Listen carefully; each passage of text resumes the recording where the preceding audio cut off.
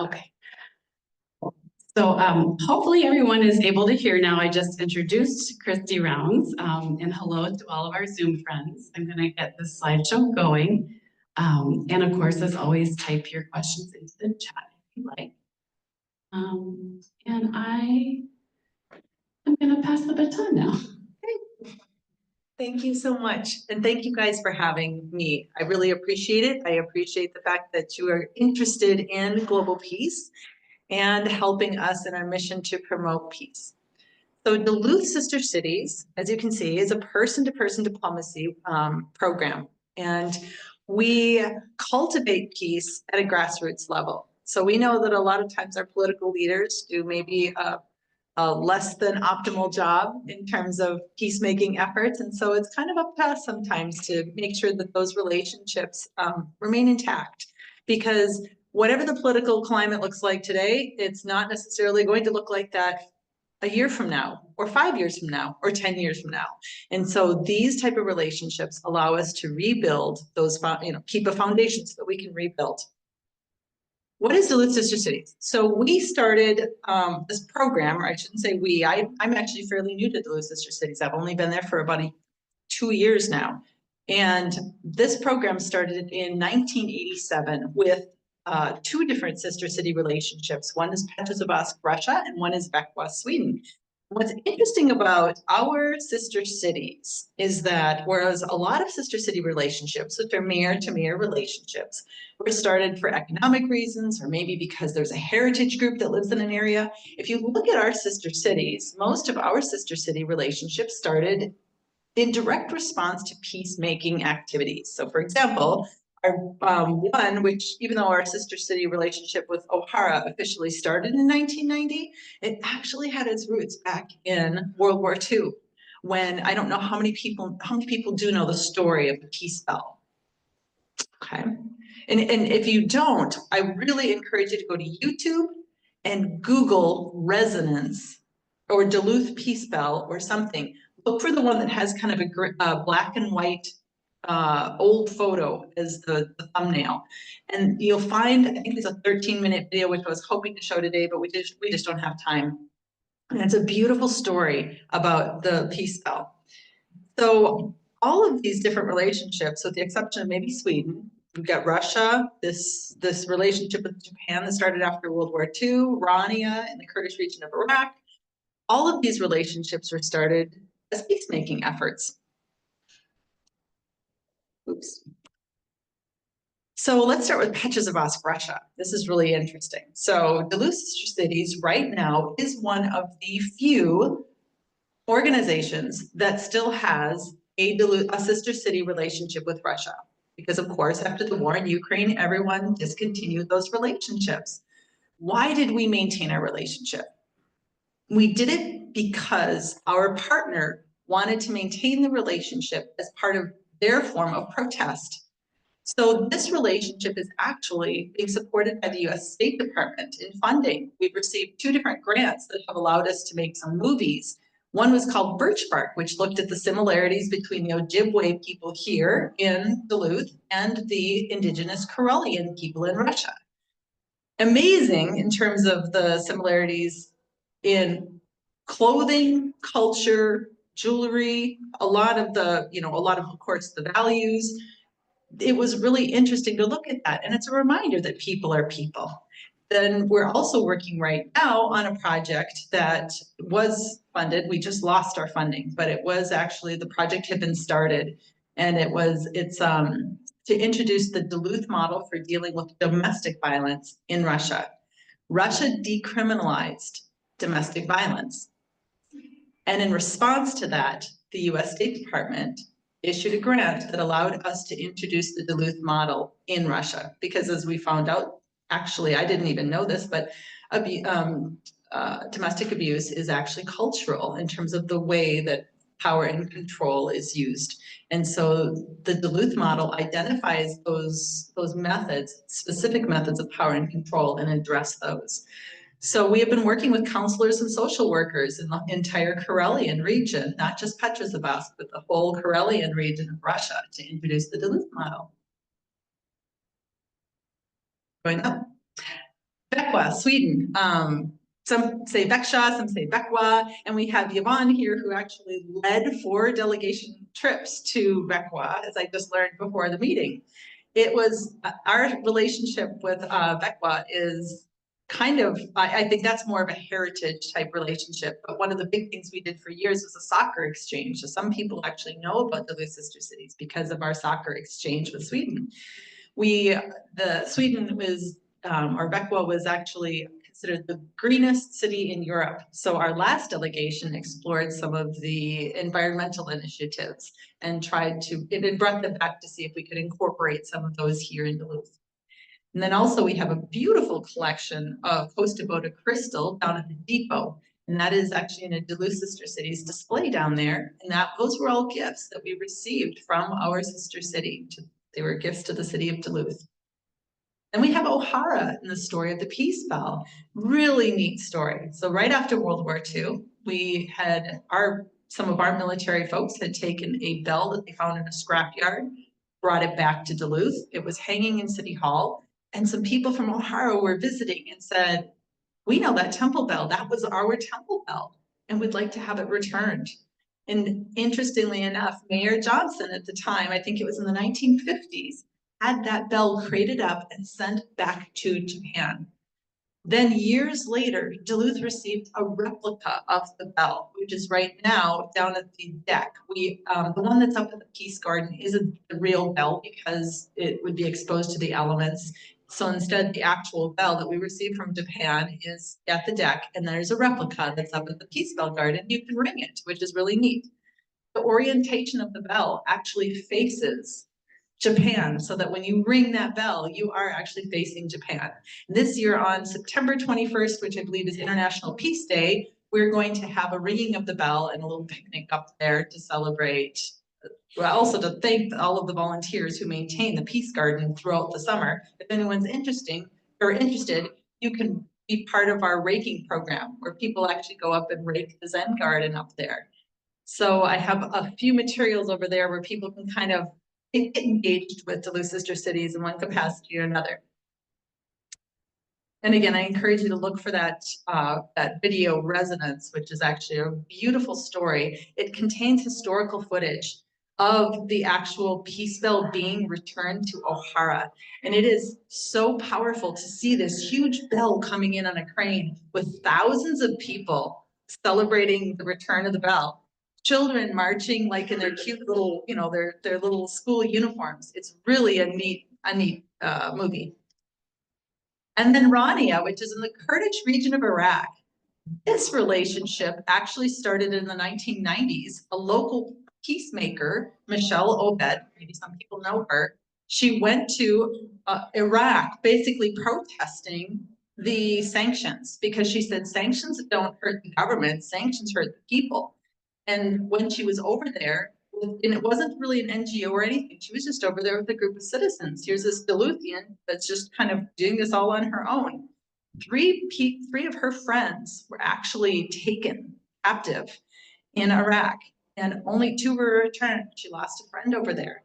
Rather than come back to the United States, she ended up moving from, I can't remember where she was. Yeah, in any case, she moved up to the northern area where it was going to be safer, up where the Kurds were, because the US government was actually using the Kurds to help fight the war against Saddam Hussein. And unfortunately, if anybody knows that history, we didn't do a good job living up to some promises that we made. Well, Michelle ended up there kind of seeking sanctuary with these people from the Kurdish region, and she was really welcomed in. And that is how we started this Duluth Rania exchange, which was formalized then in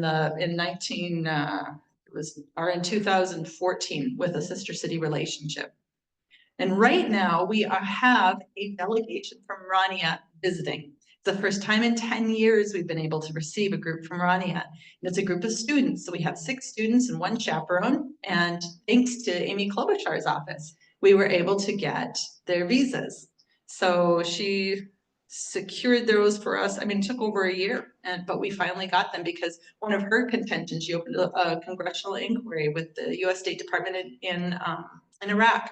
And she said, this is part of a cultural relationship, the sister city exchange. And in order for Duluth Sister Cities to maintain that relationship, they have to be able to receive visitors from Iraq. So that's how she was able to get us the visas. And this is a slide that shows you the kids. This was just, these pictures were just taken this last week. They arrived on Wednesday. And you can see we've already gotten a chance to visit the state capitol building. We'll see if this little video will play. Can you just press the arrow, the down arrow? Down arrow? Yeah. There you go. We have a little snowball fight. Minnesota welcome right there. First day that they arrived. That little snowball fight was started by one of our board members. His name is Pete Broman, and he was actually in Iraq as part of the Air Force. So he was part of the U.S. Air Force. He'd been on many missions in Iraq, but he's the one who launched the first snowball and then started a huge snowball fight. It was so fun. We all had a really good time. And then, of course, there's some visit where, they got a chance to go curling. That was another fun thing that we did on Friday. So they got a chance to learn how to curl. And then we went to the aquarium. That's where the picture, you can see the lift bridge in the background. And we had a visit with some host families. So right now the group is staying with host families for 2 nights. And this next week, we'll be doing all kinds of fun stuff, going up the North Shore and visiting Split Rock Lighthouse, Gooseberry. We're meeting tomorrow with the World Cultures Club in Two Harbors because we want to be able to engage people in the surrounding communities too. And the World Cultures Club is going to be providing a potluck for our Rania guests, and our Rania visitors are going to make them a traditional Kurdish meal in the Homak room. So it'll be a really fun exchange. And then the rest of the week, we're doing everything from going to Incline Station to go bowling, and we're going to take them to UMD and to the mall, all the fun stuff you can do here in Duluth. Question. Yes, yes.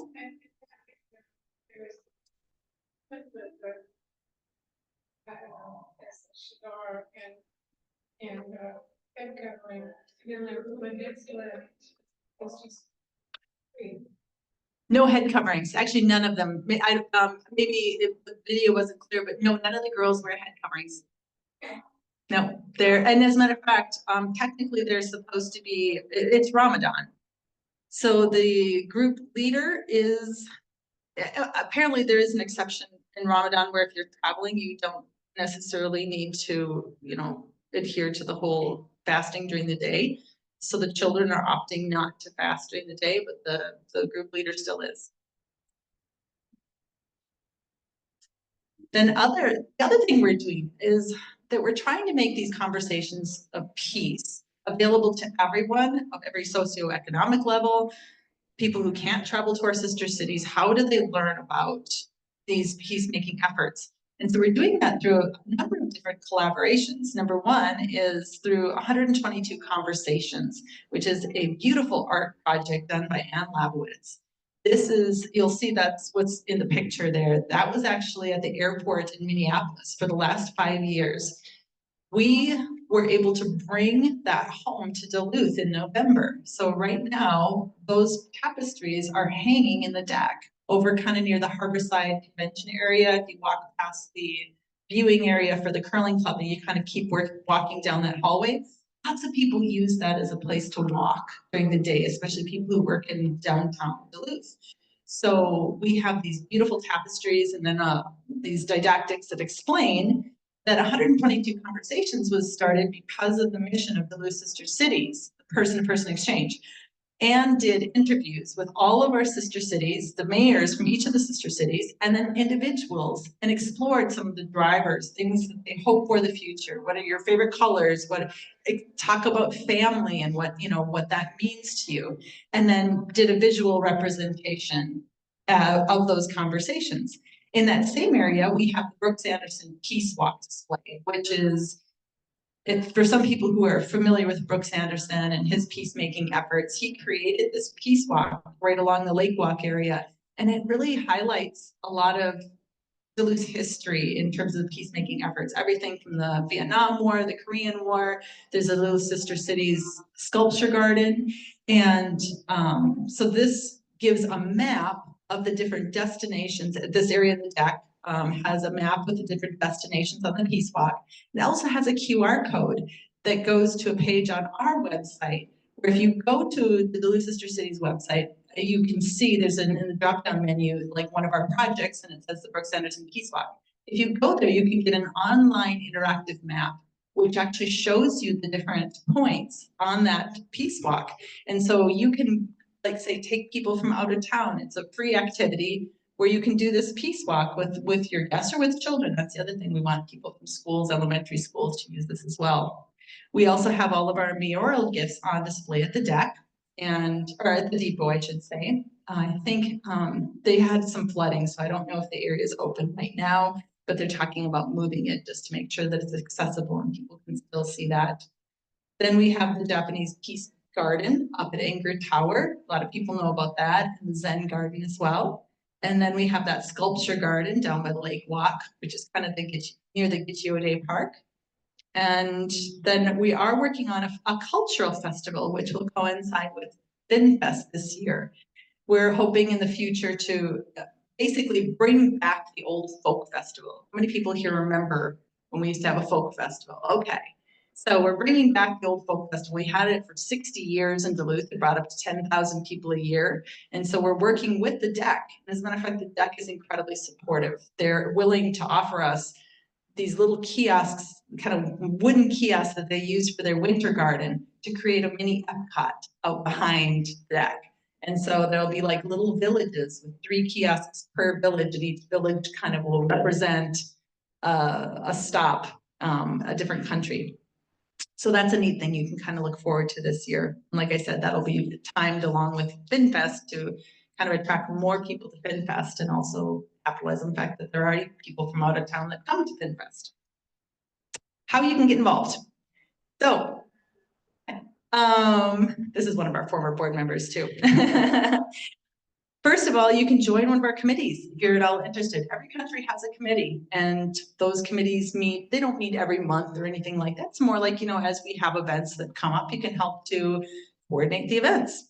You can also join our festival committee, or you can rake the Japanese Peace Garden. We also have a new membership program. You can either make a donation or you can actually become a member. Membership is $20 for an individual, $50 for a family. And I have a little QR code over there that allows you to, you know, just access that by phone, on your phone. You can sign up to become a member.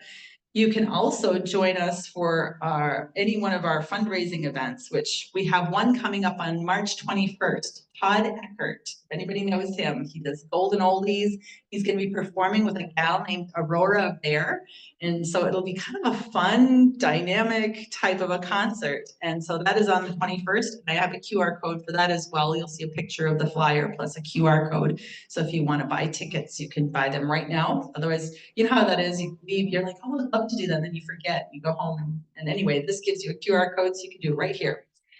We also will be having, attending things like the Veterans Powwow with the Ojibwe people, because we started to realize, hey, these are people who've been in our military and have sacrificed their lives for our freedom.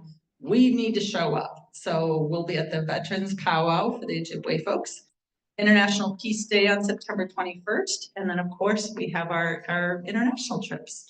And we're actually potentially going to be creating like a Duluth Sister Cities fundraiser, but it will be actually a trip where you can travel to Sweden with Duluth Sister Cities, and it'll be a fundraiser for us. And what we'll do is maybe do that. We have somebody, one of our board members, who's working on doing something in 2026 for the longest day of the year. So creating something in June for that. Then we'll also potentially have another one that'll go to Japan. That one will probably be a bike tour that goes on the Shimanami Kaido, which is a bike route that connects a whole bunch of islands. And you can even use e-bikes. And so they have e-bike rentals. So you can use e-bikes and actually go through on this whole bridge system that connects all these islands. And I can't remember how long it is. It's long. It's actually a long route. So you can kind of stay at a little bed and breakfast partway through and then continue on and then come back. So it's kind of a neat project. And I think that's it. If you guys have any questions, Oh, that's actually up at Itchy O'Day Park. So if you go from Superior Street, I think, if you just kind of access it off Superior Street, it's pretty much right there. So we have a great crowd in the room. We also have a dozen people online. So I'm gonna try to keep an eye on the chat. And I'm wondering if someone could do me a huge favor and help pass the mic. Kathy Peterson, thank you. Actually, can I do one other thing too? If you served on the board for Duluth Sister Cities, or you have been on one of our delegation trips, could you raise your hand? He goes, yeah. Great. Can we give a round of applause to these people? Because they're part of the history of the organization and the reason we're able to do what we do today. They also got us through a lot of tough times when potentially the program could have been cut, and they were the ones who pulled us through. Thank you so much. This is really inspiring.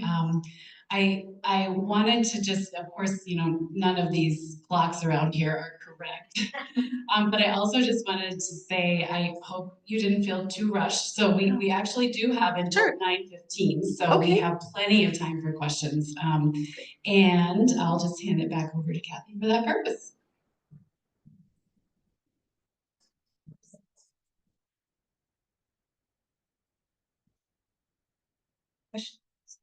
Just this morning, I received a text, it wasn't a text, a message, a messenger, I think, from somebody who lives in Uganda and know his family slightly.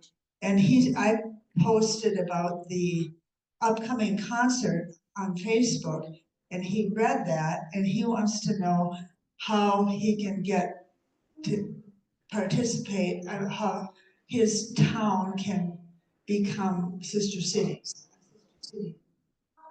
And is there a specific, Process? Process.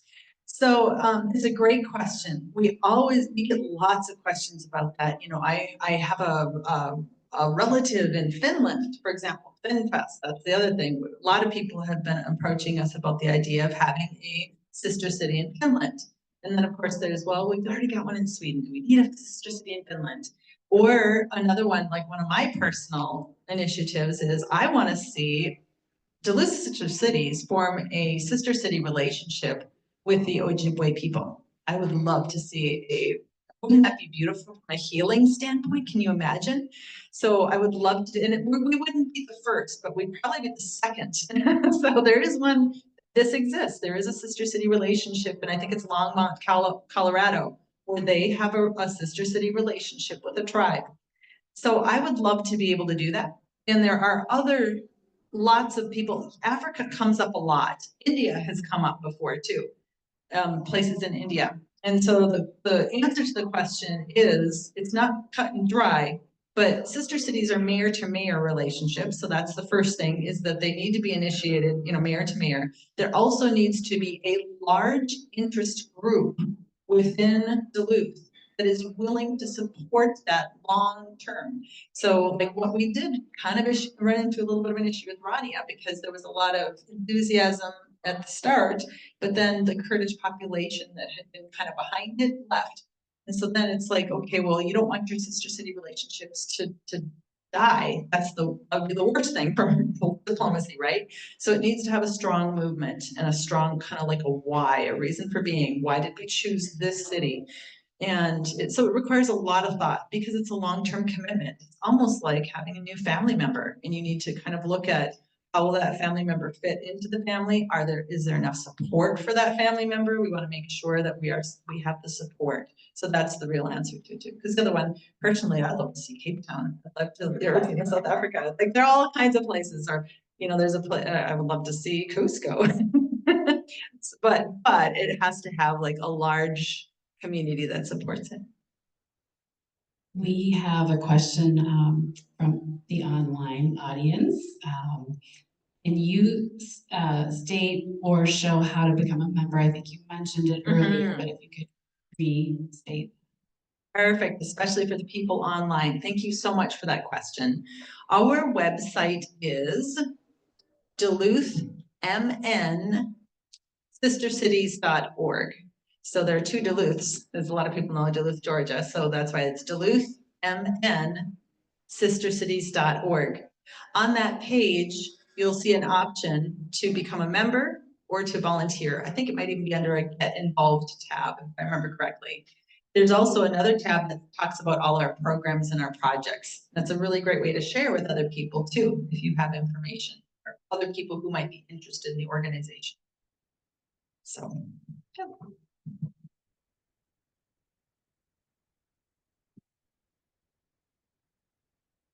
I missed the very beginning of your talk, but I know that Thunder Bay used to be a sister city for Duluth, and that relationship has ended. And I'm thinking that now, because of the most recent politics, it might be an opportunity to see if that could be revived. I wondered what you could share about how that relationship has evolved and faded away, and what the potential might be for reviving it. Such a good question. So that exact question underscores the importance of supporting your Duluth Sister Cities program. The reason we lost our sister city relationship with Thunder Bay, remember how I said it's like really important to have that family and that support. The program in Thunder Bay was cut because of lack of funding. The mayor's office cut the support, the financial support to the organization. And because of that, they had to disband all of their sister city relationships. They had one with China as well.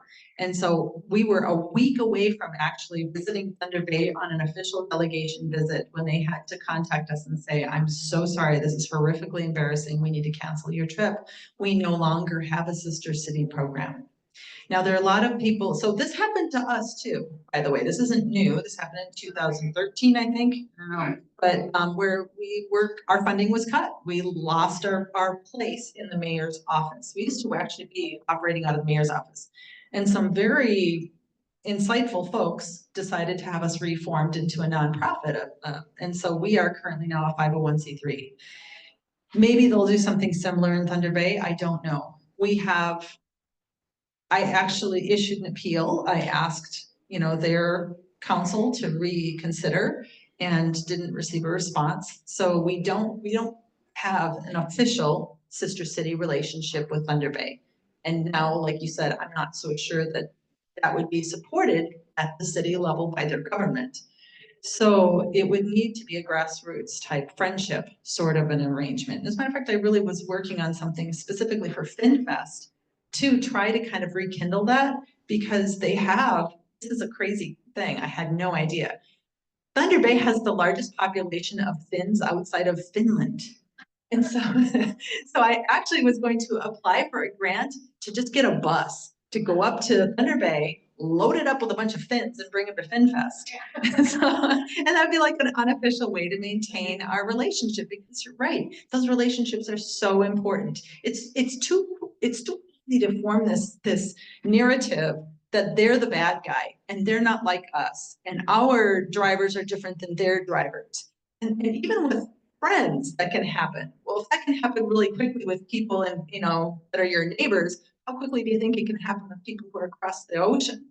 So it's super important to maintain those exchanges so that people are reminded, oh yeah, well, just because their government is doing something we don't agree with doesn't necessarily mean that people support that philosophy. And so, it's important.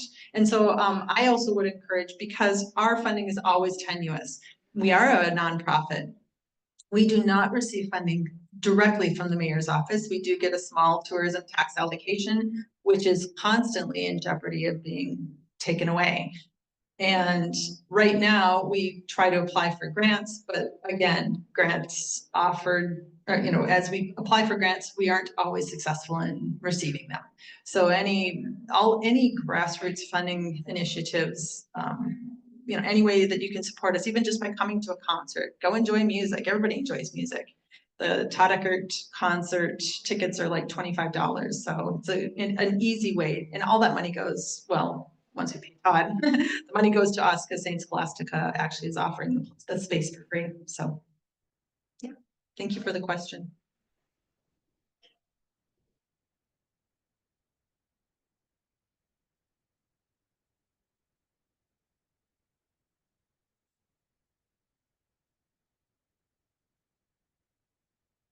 Just a comment, the folk festival actually started in Erickson Park. And I was a college student. I went there and I was amazed by what I saw. And I was really glad I got big enough to vote. It's a great, great thing to do. And the folk festival, we had discussed the idea of Leif Erikson Park. One of the issues with Leif Erikson is that it's on the east side. We're trying as much as possible. Eventually, we want to be able to move more into West Duluth. We were looking at having it at Wade Stadium. That was what I actually applied for grants to get it, and we weren't successful because it's a first-year festival, so that's why we didn't receive our grants. But if we had, we would have had it at Wade Stadium to try to encourage more people from West Duluth to be part of those grassroots conversations of peace. The other issue with Leif Erikson was accessibility there too. So, but yeah. So, but other than that, you're right. A lot of people really enjoyed having it there as a beautiful venue. So I have a question about whether there's any limit to the number of sister cities that, like, do you have an upper limit? Is it just as long as the mayors agree and there's funding and support, you can have as many as you want? Yep, as long as the mayor agrees and there's funding and support. But the biggest question is that question of support. Everybody's busy and lots of people get excited at the beginning, but then the problem is that as you're talking about limited funding, you're diffusing your efforts. And rather than having lots of sister cities and having a small amount of impact, we really do want to keep, focus on the relationships and make sure those are being cultivated. I'm actually the only paid employee for Duluth Sister Cities. I work 25 hours a week, so everyone else is volunteer. And so having that volunteer base is so important, and it ebbs and flows. That's the thing, is that sometimes you have lots of volunteers, especially like after the Rania group. I'm sure we're going to have lots of volunteers and lots of people who are excited and interested. And then all of a sudden it kind of dries up, and you don't want to have that. You want to at least as far as our presence with our sister cities, we want to feel like we're there and we're present for them. So yeah. Yes. Have you been in Rania with this? We went the year before it was fully a sister city, and we went and sang with Sarah Thompson, 18 of us, and we're now seeing the next group coming through. But the hardest thing with Rania is that it's really hard to get out of Iraq. And they're up north in the very specific area of Iraq, because they're Kurds, they are not Arabs. And it's just been, these kids, we've had how many times, 4 times, 5 times to get them here, and it always falls down. And so how many weeks ago we finally got it to happen? It was just in January that we got their visas approved. Yep. And it was for March, and that was it. On their visas, it said March. And I was going, you can't come to Minnesota in March, and we only have 6 weeks to plan. And it was sort of like, and they said, this is when we got our visas. I'm like, well, then that's when it's gonna happen. And somebody made the snow go down a little bit. I was taking some of the snow yesterday. It's just delightful to see the kids. We had 3 different times to have them come. They're gonna be in a swimming area and stuff like that, years after years, and they always got canceled. And so also remember that right now Muslims is Ramadan. And if they were at home, they wouldn't be eating or drinking during the day. When they're out of country, they can do that. It's a good thing because we're all feeding them. Thank you. Yeah. And thank you for hosting. It's exciting. So we have another question from online. I used to go on the bus trips to the Duluth Thunder Bay Friendship Games, doing bowling and shuffleboard in the 1980s. I think with some friends from the former downtown Moose Club. We still have a sister city relationship with Petros the Patches of us, Thank you. yeah. I had a friend who passed this past summer who went on many of the sister cities. Yeah, and in answer to the question, yes, we do still have a relationship with Petrozavodsk. And for those who are coming late, we were explaining that the reason that we have this relationship with Petrozavodsk was because it's our sister cities way, they wanted to maintain the relationship, and it's their way of protesting some of the activities that their government is doing. And so this is a program that has been very graciously up until this point supported by the US State Department. I would like to say that excuse me, it has been a great pleasure to work with Christy. Since I joined, I think there were probably 3 executive directors. How many have you worked with, Tom? Almost in the double digits. Oh, okay. A lot. Yeah. And Christy has been an incredible gift to this program. This kind of activity right today is a real treasure example, but the things that she does and the things that she makes happen are sometimes in the miraculous. She is an amazing individual, and I want to thank you for staying with us because she has many talents. She could be spreading around somewhere else. So thank you. Thank you, Kathy. I appreciate it.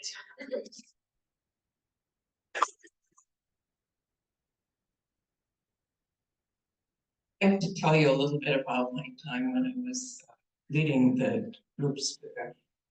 The first 2 were our traditional sister city exchanges, and we got to know each other very well. And during the second tour, we decided that we had so many things that it would be great to have some economic exchanges. And at that time, then developed, we did some exploring, and there were some things that Vaxjo had. And we thought that we could develop something similar in Duluth, that we developed Technology Village. And from that, we expected that there would be a number of exchanges. More counties, we thought. But it still created a great partnership and relationship. Technology villages evolved here into different business the Vaxjo has. But out of that, Sweden gave us the Bingaman Award, and so the 4th is going to Stockholm to receive the Bingaman Award, which we brought back. I think that it was, I gave it to the mayor's office. I believe that it's over at Maybe the depot. the depot, yeah, I think it's a Oh, yes. globe type. It is. Yeah. Yeah, it is. So, Wow, that's amazing. And I just want to mention too that, so I just met with Mayor Doty, former Mayor Doty, last week with his wife, Marcia. We had breakfast together, and I got to hear all about the Tech Village and how that whole project started. And interestingly enough, in October this year, we're receiving a delegation from Sweden again. They're going to be going to the area that was kind of like carved out as being the Tech Village, which is now Lincoln Park, right? And they're going to be, or is it Lincoln Park that was, or maybe the Tech Village wasn't in Lincoln? I don't think it was. no, the Tech Village. The Tech Village is on the corner of Lake Avenue and Superior Street. Okay, It's okay, large. okay. Oh, yes, okay. Well, in the fall, they're going to be going to Lincoln Park to kind of look at, do an economic development in this direction, where they're gonna look at the entrepreneurialism and kind of what gave birth to Lincoln Park. So it is interesting how some of these things come full circle, like years later, and it's almost like a cyclical thing where maybe we learn from them, then they learn something from us, and we kind of have this flow of information that's really beautiful. So thank you so much for being part of that. Maybe one more question, before we need to wrap. Several years ago, a woman, I think she was a professor, came to Duluth Superior area. And she was from Petrozac. And she had written a book saying they came from my father. Yes. And I don't remember all the details about it, but it was a really extraordinary visit that she came here and spoke with people in Duluth and Superior. So, yeah. Well, you have somebody in your midst who's the expert in that, and that would be Tom Morgan. If anybody's at all interested, Tom is the person who knows more about that than probably anybody in Duluth. I don't know if we were a sister city at that time, and it was because it was a sister city that she came? No. No, that predated our sister city Yeah. relationship. As a matter of fact, Tom said he was shocked when he showed up in Petrozac and a bunch of people from Duluth welcomed him. Yeah. I think her father came here, and then they went back to Petrozac, and that's when Stalin took him away. Yes. And he wasn't the only one. Amy's. Maybe Savannah. Yes, Maybe Savander. yes.